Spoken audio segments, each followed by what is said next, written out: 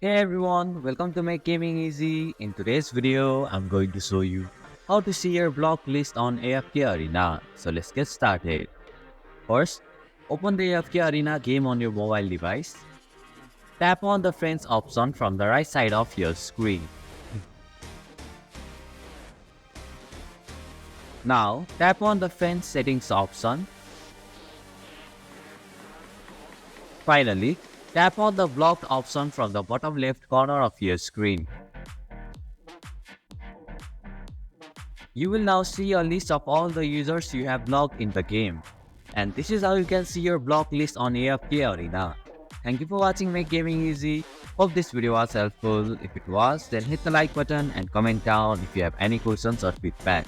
Also, if you are new to our channel, please subscribe and hit the bell icon so that you won't miss our upcoming videos.